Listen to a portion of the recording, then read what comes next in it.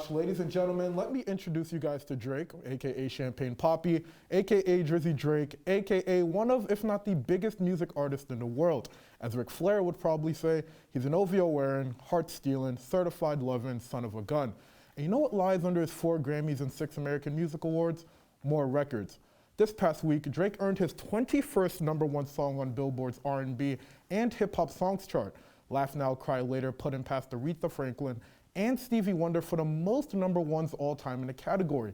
At this point, it is as impressive as it is expected. I mean, the man is 34 years old and is still making hits for an album called Certified Lover Boy. I mean, nothing was the same ever since Drake entered the music game, and the views from the top clearly aren't getting old either. Maybe it was always God's plan for Drake to put me in my feelings because in terms of music, he's the best I ever had. Either way, the numbers don't lie, and Drake has achieved tons in his career. And if you think he's slowing down anytime soon, I'm sorry, but he's not.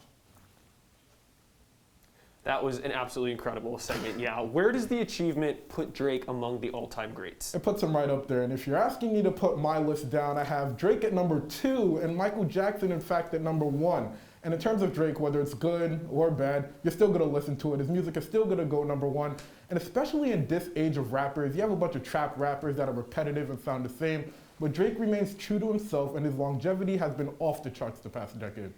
Wow, yeah, that is a hot take, but how does Drake compare to the best rappers of today? Well, when you think about the best rappers of today, you're thinking about 3 names: Drake, J. Cole, and Kendrick Lamar. But before I shed light on this, here's what Drake had to say almost a year ago about being compared to the two.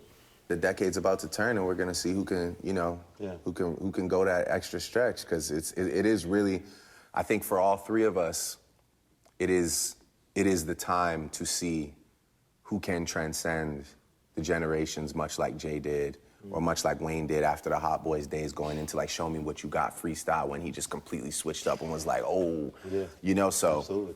I think that year is coming up for all 3 of us, where it's time to see, are we capable of,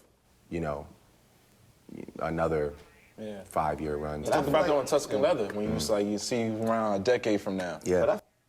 And clearly, as you guys heard there, Drake has a lot of respect for Kendrick and J. Cole, but Drake has had the best start to the decade. I mean, he already has a #1, and I'm pretty sure in 2021, he's going to start the year off with yet another #1 album.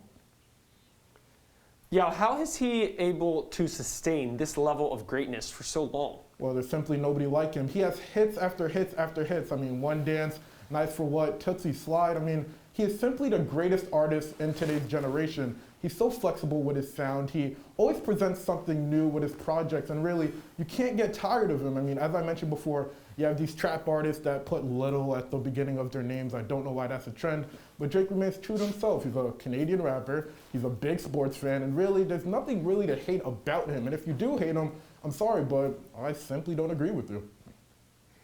And what can we expect from Drake in the future? As I mentioned before, early 2021, he will be dropping his next album, Certified Lover Boy, and his first single off there is Laugh Now, Cry Later. You could expect a lot out of this, and it is a video. He posted a video earlier in the year of him imitating some of his best projects as a preview to Laugh Now, Cry Later, and a preview to his next album. So maybe we could be seeing a classic on the way real soon. Very insightful, Yaw. Thank you so much.